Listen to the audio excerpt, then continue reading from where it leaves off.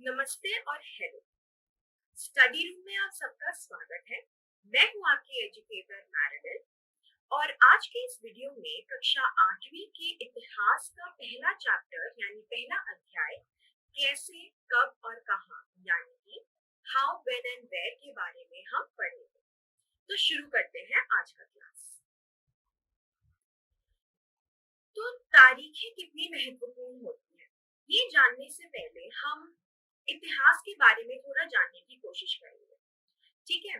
अब जैसे हम जानते हैं कि बहुत सारे बच्चे या बहुत सारे हम भी बड़े लोग इतिहास जैसे सब्जेक्ट, जैसे ही इतिहास के बारे में हम पढ़ने जाने लगते हैं, हमें बहुत डर लगता है कि कैसे हम इतने तारीखों को याद रखेंगे, क्यों याद रखना है, और हमें बहुत ही ज्यादा कठिन लगता है।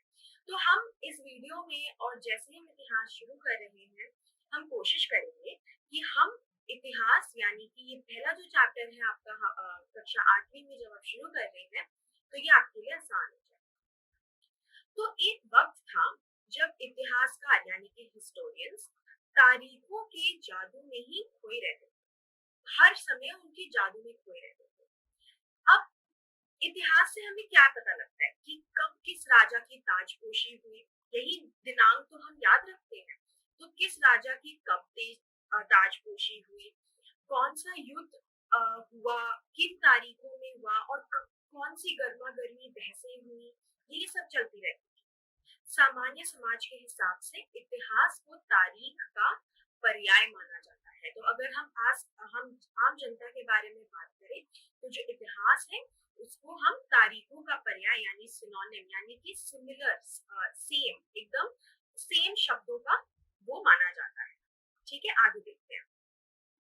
अब हम यहाँ पे पढ़ेंगे कि तारीखें कितनी महत्वपूर्ण होती है, कितनी महत्वपूर्ण होती है यानी कि कितनी जरूरी होती है, और ये जानने के लिए हम इस स्लाइड को देखेंगे। अब आप रोज की जिंदगी में बहुत बारी देखते होंगे कि आपके आसपास की जो चीजें हैं वे एक ऐतिहासिक सवाल कभी कभी उठा लेती हैं। ठीक है। अब जब ऐतिहासिक सवाल उठते हैं तो मन में जानना बहुत स्वाभाविक हो जाता है कि क्या हो रहा है, क्यों हुआ, कब हुआ। और ये जब उत्सुकता बढ़ती है तभी हम सवाल पूछने लग जाते हैं। ठीक है। मानो जो कुछ भी हम देख रहे हैं ये हमें ऐसा लग रहा है कि वह हो ही रहा है, लेकिन हम सबके सामने कभी कभी एक आश्चर्य का पल भी आ जाता है। कई बार हम उत्सुक भी हो जाते हैं और ऐसे सवाल पूछने लग जाते हैं कि क्या वाकई में इतिहास था। सवाल हम ये पूछते हैं कि वाकई में क्या कोई ऐ- क्या कोई ऐतिहासिक सवाल, क्या कोई ऐतिहासिक घटना घटी, क्यों घटी, कब घटी, ये सारे प्रश्न हम पूछते हैं। तो इतिहास इस बारे में है कि अतीत की चीजें किस तरह की थी और उनमें क्या बदलाव आए हैं। अतीत यानी कि बीता हुआ कल। ठीक है। तो अतीत यानी कि बीता हुआ कल, अतीत की चीजें किस तरह से की गई थी और उनमें क्या बदलाव आए हैं। जैसे ही हम अतीत और वर्तमान की तुलना करते हैं, वर्तमान हो गया आने वाला कल। ठीक है। तो अगर हम आने वाला कल और बीते हुए कल की तुलना करते हैं और समय की बात करने लगते हैं, हमें पहले और बाद में की बात करने लगते हैं। ठीक है। पहले यानी बीता हुआ कल, आने यानी बाद वाला कल। ठीक है। तो अब आगे बढ़ते हैं। अब यहाँ पे मैं आपको एक उदाहरण देना चाहूंगी। उदाहरण होगा चाय का। हम सबको चाय या कॉफी बहुत ही ज्यादा पसंद आती है ना। अब कभी आप अगर सड़क के किनारे किसी को चाय या कॉफी पीते हुए देखते हैं, तो क्या आप हैरान नहीं होते हैं कि क्या चाय और कॉफी का चलन कैसे शुरू हुआ, कब शुरू हुआ, किसने शुरू किया, और हुआ भी तो आदत कैसे लगी। यानी वो चलन भारतवर्ष बहुत ही ज्यादा फेमस है इस बात को लेके, चाय की उत्पादी को लेकर। तो सुबह सुबह अखबार भी लोग पढ़ते हैं। एक और एग्जाम्पल मैं आपको देखना चाहूंगी अखबार का। सुबह सुबह लोग अखबार पढ़ते हैं। तो क्या कभी आप सोचते हैं कि अखबार पढ़ते हुए यदि अखबार नहीं होते तो हम पूरी दुनिया की जानकारी कैसे जान पाते। और दुनिया में क्या हो रहा है या क्या नहीं हो रहा है वो हमें कैसे पता लगता। तो ये सारी चीजें, ऐसे सवाल पूछना बहुत जरूरी होता है, तभी हम तारीख यानी कि डेट्स कितनी महत्वपूर्ण होती है इसको देखते हैं। ठीक है, तो अब हम जैसे कि यहाँ देख सकते हैं, इससे पहले मैंने चाय का उदाहरण आपको दिया था कि कैसे चाय का चलन, कि कैसे हम भारतवर्ष में देखते हैं कि बहुत सारे लोग चाय पीते हैं और भारत बहुत फेमस है चाय की वजह से। तो पुराने विज्ञापन, विज्ञापन यानी कि एड, ठीक है, हम यहाँ पे एड की बात करें जिसको हम विज्ञापन भी बोलते हैं। तो पुरानी एड या विज्ञापनों से मिली हमें बहुत सारी पुरानी चीजें मिलती हैं, ठीक है, और उन एड या विज्ञापनों से हमें पता लगता था कि लोगों की क्या रुचियां हैं और आजकल का चलन क्या है, ट्रेंड में क्या है, और ऐतिहासिक रूप में क्या होता था और आज क्या है। ठीक है, तो कई बार ऐसी प्रक्रियाओं के लिए कोई तारीख तय वास्तव में गलत होता है, एक लंबे समय तक चलती रहती है। हम ब्रिटिश शासन की स्थापना के लिए कोई भी एक तारीख नहीं बता सकते हैं, या राष्ट्रीय आंदोलन किस दिन शुरू हुआ था ये भी बताना बहुत मुश्किल है। अब हम ये नहीं बोल सकते कि अच्छा परसों या 50 साल पहले या इस दिन पे इस बजे इस घंटे पे ब्रिटिश शासन शुरू हो गया था, हम कभी भी ऐसे नहीं बता सकते हैं। ठीक है, या फिर किस दिन हमने विद्रोह करना शुरू किया। तो हमेशा कोई महत्वपूर्ण घटना जब घटती है तो हम वह चीज को दिमाग में रखते हैं, और वह महत्वपूर्ण घटना जब हमारे दिमाग में आती है उसी से हम इतिहास को याद रखते हैं। तो हम सिर्फ एक अवधि की ही बात कर सकते हैं, ठीक है ना, हम अवधि की ही बात कर सकते हैं जब वे खास बदलाव दिखाई देने शुरू हुए। अब जैसे कि हम ब्रिटिश शासन की बात करें तो यदि हम बोल सकते हैं कि जब महात्मा गांधी आए और उन्होंने विद्रोह करना शुरू किया, तब तो वह अवधि यानी कि जब बदलाव दिखने शुरू हुए तो हम बोल सकते हैं कि हमने ब्रिटिशर्स के विद्रोह के अगेंस्ट विद्रोह करना शुरू कर।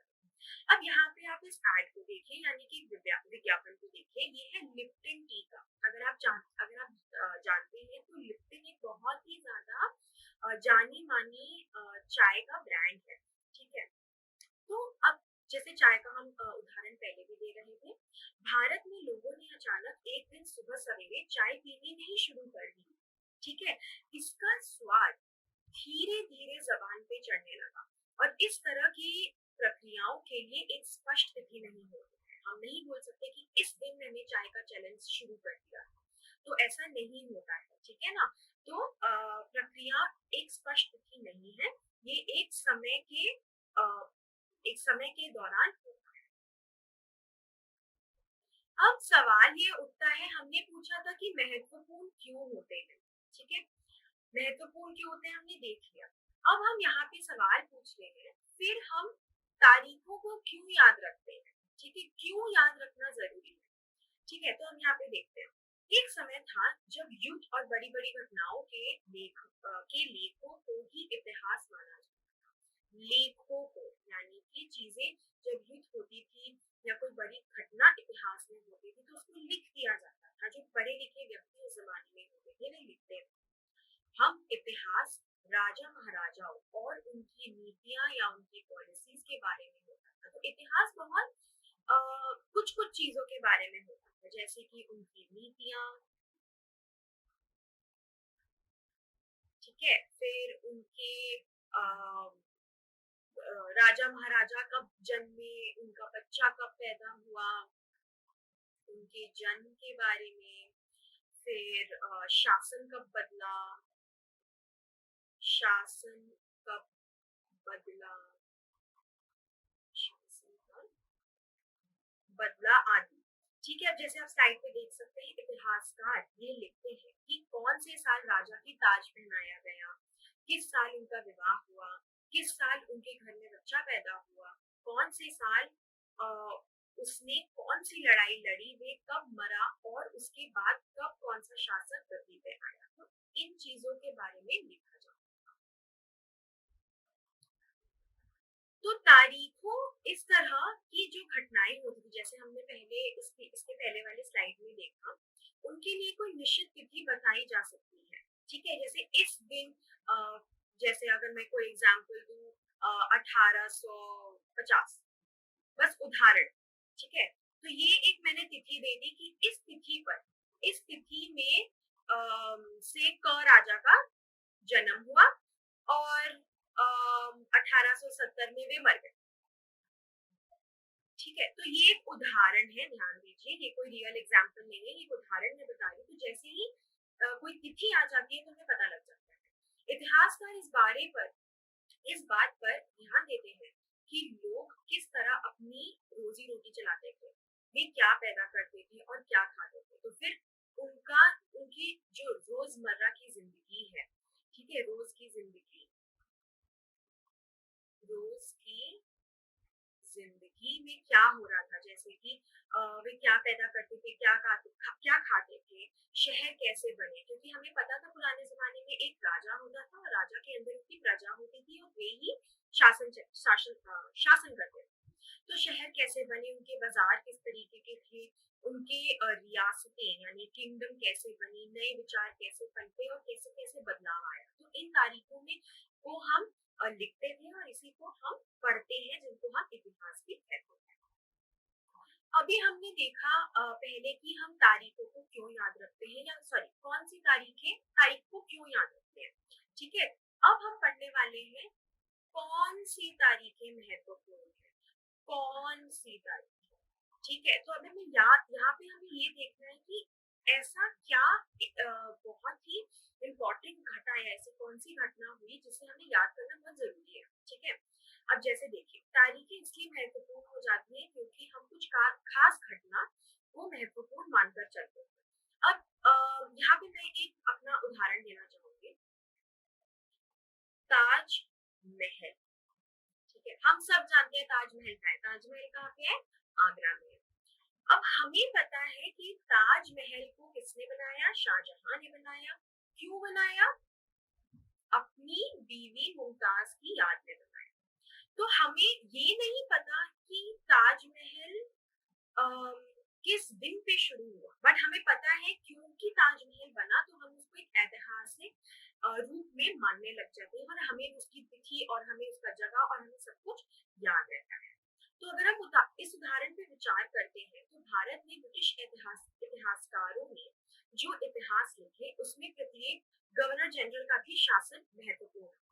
ये एक अलग उदाहरण था। यहाँ पे जो स्लाइड में हम बात कर रहे हैं, हमें पता था कि जब ब्रिटिशर्स आए थे तब इंडिया में या भारतवर्ष में ब्रिटिशर्स ही शासन करते थे। तो फिर पहला गवर्नर जनरल से दूसरा गवर्नर जनरल, पहला से आखिरी, ठीक है, जो आखिरी था वो कौन था, ठीक है, ये हो गया पहला और फिर हो गया आखिरी। अब ये डेट्स हमें याद रखना है, ये बातें याद रखना है कि पहला कौन था और आखिरी कौन था, बहुत ज्यादा जरूरी हो जाता है, ठीक है। अब जैसे हम यहाँ देख सकते हैं, पहला गवर्नर जनरल थे गवर्नर वॉरेन हेस्टिंग्स, उनका शासन शुरू हुआ और आखिरी थे वाइसरॉय लॉर्ड माउंटबेटन के साथ खत्म हुआ। तो ये पहले और आखिरी कौन थे, इन्हें हमें याद रखते हैं तो हमें तारीखें महत्वपूर्ण हो जाती है। अब जैसे हम बात कर रहे थे, इस तस्वीर को देखते हैं। ये तस्वीर 1773 में भारत के पहले गवर्नर जनरल वॉरेन हेस्टिंग्स ने ली थी। क्योंकि हमारे पास एक तस्वीर है और क्योंकि ये पहले गवर्नर जनरल थे और ये एक बहुत बड़ी बात थी, तो हमें याद है और इसलिए हम इस बात को ऐतिहासिक मानते हैं और हम इस बात को याद रखते हैं और ये तिथि बड़ी ही जरूरी हो जाती है, ठीक है। अब इतिहास की इन किताबों में सारी तारीखों का महत्व इन अधिकारियों, उनकी गतिविधियों, नीतियों, उपलब्धियों के आधार पर ही तय होता है। ये ऐसे था मानो लोगों के जीवन के बाहर कोई चीज ऐसी नहीं थी जिसे जानना महत्वपूर्ण हो। तो इस हिसाब से इन किताबों को लिखा गया था जैसे सब कुछ इन्हीं के इर्द गिर्द घूम रहा, कि इन बड़े बड़े अधिकारियों की गतिविधियां क्या थी। गतिविधियां मीन्स उनके रोजमर्रा के चाल चलन, उनकी रोजमर्रा की जिंदगी में वे क्या कर रहे हैं, उनकी नीतियां यानी उनकी पॉलिसी, उनकी स्ट्रैटेजी, वे क्या सोच रहे हैं, कैसे चलाना है। उपलब्धियां यानी अचीवमेंट, उन्होंने क्या अभी तक उपलब्धि पाई है ये सब जान। इन लोगों के जीवन का क्रम ब्रिटिश भारत के इतिहास में अलग अलग अध्यायों का विषय बन जाता है। अब जैसे कि आप देख सकते हैं, हम कई बार एक कहानी के बारे में लिखते हैं या पढ़ते हैं, तो हम देखते हैं कि उन्हें टुकड़ों में बांट दिया जाता है। ठीक है, जैसे मैंने यहाँ पे लिखा है टुकड़ों में बांटते हैं। अब टुकड़ों में क्यों बांटा जाता है? इसलिए बांटा जाता है ताकि अध्याय में संबंध रहे। ठीक है, अध्याय में संबंध रहे, और ये रहना बहुत ही ज्यादा जरूरी हो जाता है क्योंकि एक कनेक्शन बन जाता है। ठीक है, अब जो इतिहास के जीवन के आसपास चलता है उसमें भारतीयों की गतिविधियां कोई मायने नहीं रखती। तो फिर क्या किया जाए? हमें अपने इतिहास का एक अलग खाका यानी एक अलग फॉर्मेट बनाना पड़ेगा। इसका मतलब ये है कि अब तक जिन तिथियों को हम महत्व दिया जाता था या महत्वपूर्ण नहीं रहेंगी, हमारे लिए नई तिथियां महत्वपूर्ण हो जाएंगी। ठीक है, अब अगला सवाल जो हम स्लाइड में देख रहे हैं वे है हम अवधियों को क्यों तय करते हैं? हम अवधियों को इसलिए तय करते हैं क्योंकि वह अतीत के बारे में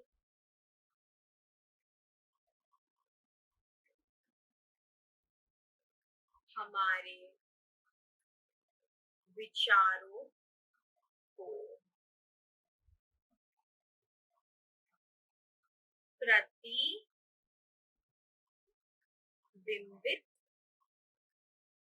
करते हैं। ठीक है, ये इंपॉर्टेंट है, ये बहुत महत्वपूर्ण लाइन है कि वे अतीत के बारे में हमारे विचारों को प्रतिबिंबित करते हैं।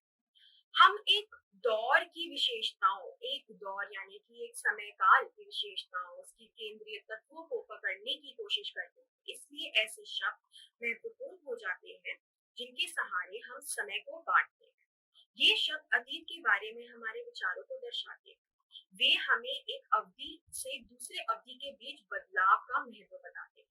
ठीक है, तो ये जो शब्द होते हैं एक अवधि से दूसरे अवधि के बीच के बदलते हुए महत्व को बताते हैं, अतीत के बारे में हमारे विचारों को बताते हैं। ठीक है, अगले स्लाइड में देखते हैं। ठीक है, अब अगला स्लाइड ये बोल रहा है कि हम अवधि को कैसे तय करते हैं। ठीक है, ये भी एक बहुत इंपॉर्टेंट महत्वपूर्ण सवाल उठ जाता है कि कैसे तय किया जाए। ठीक है, कैसे?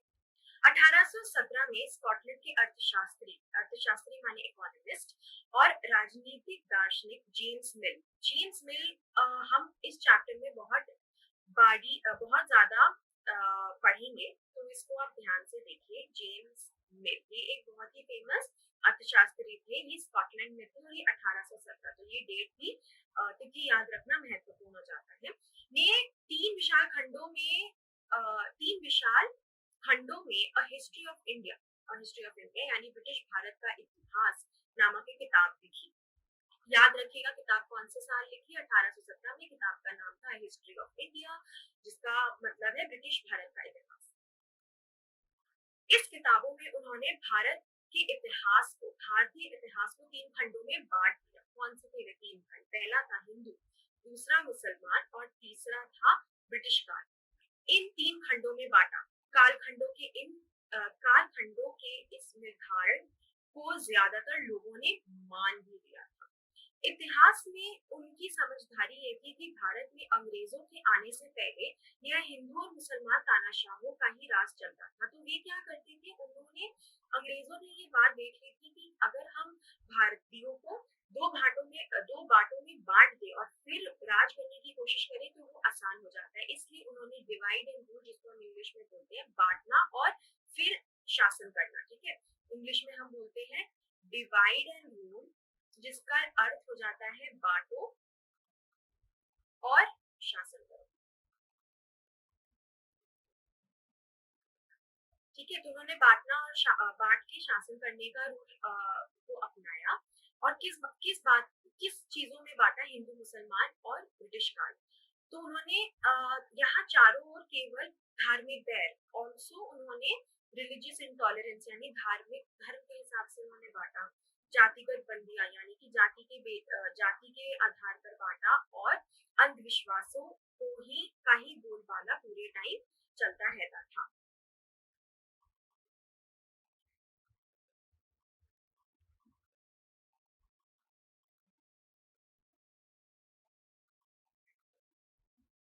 तो जैसे कि हम यहाँ पे देख सकते हैं, हम अवधियों को कैसे तय करते हैं के बारे में हम बात कर रहे थे। मिल को लगता था कि सारी जितनी भी एशियाई समाज है, ठीक है, हम एशिया में रहते हैं, एशियाई समाज है, कि सभ्यता के मामले में यूरोप से पीछे है। ठीक है, यूरोप यानी कि यहाँ पे हम ब्रिटिश सरकार यानी कि ब्रिटिश शासन के बारे में बात करें। इस काम के लिए जरूरी था कि भारत में यूरोपियन शिष्टाचार यानी कि यूरोपियन मैनर्स, कला, संस्थानों और कानूनों को लागू किया जा सके। तो उन्होंने, जेम्स मिल ने माना कि अगर हम यूरोपियन शिष्टाचार, यूरोपियन मैनर्स और जो भी हमारे ब्रिटिशर के जमाने में चल रहा है वे मैनर्स, कला, संस्थानों और कानूनों को लागू किया जाए, तभी भारत में हम सभ्यता ला सकते हैं। मिल ने तो यहाँ तक सुझाव भी दिया कि अंग्रेजों को भारत के सारे भूभाग पर अधिकार कर लेना चाहिए ताकि भारतीय जनता को ज्ञान और सुखी जीवन प्रदान किया जा सके। सो मिल को तो यहाँ तक यह भी सुझाव दिया गया था कि अंग्रेजों को भारत के सारे भूभाग पर अधिकार कर लेना चाहिए। तो मिल के अनुसार अंग्रेजी शासन यानी प्रगति, अंग्रेजी शासन से ही, तो मिल के अनुसार प्रगति और सभ्यता, ठीक है, यहाँ पे मैं जैसे आपके लिए लिख देती हूँ, प्रगति और सभ्यता। जब तक प्रगति और सभ्यता किस चीज से होगी? अंग्रेजी शासन से आएगी। अंग्रेजी शासन से पहले सारा अंधकार का दौर है और ऐसा जेम्स मिल ने कहा था। अब यहाँ पे एक बुद्धिशीलता प्रश्न पे आते हैं कि क्या लगता है आपको कि क्या इतिहास के किस दौर यानी किस खंड में, किस पीरियड में हिंदू या मुसलमान दौर कहा जा सकता है? आप क्या सोचते हैं इसके बारे में और ऐसा क्यों सोचते हैं? सोचिए, ठीक है, जैसे मैंने बताया कि जब जेम्स मिल आए तो उन्होंने कुछ तो देखा होगा भारतवर्ष में, कि उन्होंने भारत को 3 कालों में बांटा, 3 खंडों में बांटा, हिंदू, मुसलमान और ब्रिटिश। तो आपको क्या लगता है कि इतिहास का ये कौन सा दौर था? क्या वे ब्रिटिश से पहले का था, ब्रिटिश के बाद का था? ये एक प्रश्न है जो आपके खुद के सोच के लिए, खुद के एनालिसिस के लिए है। मैंने आपको हिंट जरूर दिया है, तो आप ये सोच सकते हैं। ठीक है, आगे बढ़ते हैं। ठीक है, अब हम देखेंगे कि हम अवधि कैसे तय करते हैं। ठीक है, इतिहासकार भारतीय इतिहास को आमतौर पर प्राचीन, मध्यकालीन और आधुनिक काल, तीसरा आधुनिक काल में बांटकर देखते हैं। ठीक है, तो इतिहास के इन खंडों को बांटने से यह समझ की पश्चिम से आई है। तो कौन से थे वे 3 काल? पहला हो गया प्राचीन काल, दूसरा हो गया मध्यकालीन काल, ये आपके प्रश्नों में आ सकता है जब हम परीक्षाओं में देखेंगे तो, और तीसरा हो गया आधुनिक काल। अब ये कहाँ से आया? ये भी हमारे पश्चिम से यानी कि हमारे ब्रिटिश साथी यानी ब्रिटिशर के जमाने से, हमारे यूरोपियन कल्चर से, पश्चिमी कल्चर से, वेस्टर्न कल्चर से आया। ठीक है, तो पश्चिम में आधुनिक काल को विज्ञान, तर्क, लोकतंत्र, मुक्ति और समानता जैसे आधुनिकता की ताकतों का विकास का युग माना जाता है। ठीक है, अब ये हम बात कर रहे हैं सिर्फ और सिर्फ आधुनिक काल। ठीक है, आधुनिक काल यानी कि एकदम मॉडर्न, आज का जमाना। ठीक है, तो उसमें किस चीज की बात हो रही है? विज्ञान। ठीक है, विज्ञान माने साइंस, तर्क, लोकतंत्र, लोकतंत्र यानी डेमोक्रेसी, तर्क मतलब सोच समाज, मुक्ति, लिबर्टी और समानता जैसी आधुनिकता और ऐसी मॉडर्निटी जो आज के जमाने में चल रही है, आधुनिक काल के बारे में माना जाता है। उनके लिए मध्यकालीन समाज यानी मिडिवल समाज क्या है? वे समाज थे जैसे आधुनिक समाज की वे विशेषताएं जिनमें नहीं थी। तो ये ऑब्वियसली हमारा मॉडर्न काल जो आधुनिक काल होगा वो मध्यकालीन काल आधुनिक काल से पहले है, ठीक है, जैसे हम यहाँ पे देख सकते हैं। और इसके बाद आता है सबसे आखिरी में प्राचीन काल। अंग्रेजों के शासन में लोगों के पास समानता, स्वतंत्रता या मुक्ति नहीं थी। वे भारतवर्ष हमेशा हमारे अंडर फिक्स्ड थे, ठीक है, हमारे अंडर मतलब भारतीय ब्रिटिश शासन के अंदर थे। अब जैसे यहाँ देख सकते हैं, अंग्रेजों के शासन में लोगों के पास समानता, स्वतंत्रता, मुक्ति कुछ भी नहीं थी, और न ही यह आर्थिक विकास और प्रगति यानी प्रोग्रेस का दौर था। बहुत सारे इतिहासकारों ने इस युग को औपनिवेशिक युग यानी कॉलोनियल युग कहा है। अब हम वीडियो को समाप्त करने से पहले हम एक औपनिवेशिक युग, ठीक है, यानी कॉलोनियल युग क्या होता है वे देखते हैं। और ये देखने के बाद इस पार्ट को हम खत्म करेंगे, और उसके बाद दूसरे पार्ट में हम चैप्टर को कंटिन्यू करेंगे। तो औपनिवेशिक यानी कॉलोनियल रूल क्या होता है? जब एक देश, ठीक है, जब एक देश दूसरे देश के दबदबे में आ जाता है, किस तरीके का दबदबे? या तो वो राजनीतिक, आर्थिक, सामाजिक और सांस्कृतिक बदलाव आते हैं, तो ऐसी प्रक्रिया को औपनिवेशीकरण कहा जाता है, ठीक है। तो यहाँ पे पहला होगा भारत देश, और ये होगा तुम्हारा ब्रिटिश, सॉरी माफ कीजिएगा, ब्रिटिश सरकार। तो भारत ब्रिटिश सरकार के दबदबे में आया, किस तरीके से? राजनीतिक, आर्थिक, सामाजिक और सांस्कृतिक, और सारे बदलाव भारत में पेश की गई, और इसलिए वे एक औपनिवेशीकरण दौर कहा जाता है। उन्होंने अर्थव्यवस्था व समाज पर नियंत्रण पूरी तरीके से स्थापित कर लिया था। खर्चों को निपटाने के लिए टैक्सेस वसूल किए। ब्रिटिश शासन के कारण यहाँ की मूल्य मान्यताओं और पसंद नापसंद, रीति रिवाज सब कुछ बदल डाले। तो ये इम्पोर्टेंट है, ये बहुत जरूरी है। औपनिवेशिक यानी कॉलोनियल रूल, इस चीज को हम औपनिवेशिक काल भी कहते हैं। तो इस पार्ट से हम ये वाला टॉपिक खत्म करते हैं। तो खत्म करने से पहले हमने देखा कि तारीखें कितनी महत्वपूर्ण होती है, हमने तारीखों को क्यों याद रखना चाहिए, और याद रखने वाली क्यों महत्वपूर्ण है, कौन सी तारीखें महत्वपूर्ण है। ताजमहल का उदाहरण भी दिया मैंने, और आखिर में अवधियों के बारे में पढ़ा, किस तरीके से तय की जाती है, और फिर हमने औपनिवेशिक यानी कॉलोनियल रूल का भी डेफिनेशन को देखा। तो ये वीडियो आज यही समाप्त होता है, आगे का फिर हम कंटिन्यू करेंगे, ठीक है बच्चों, थैंक यू और बाय।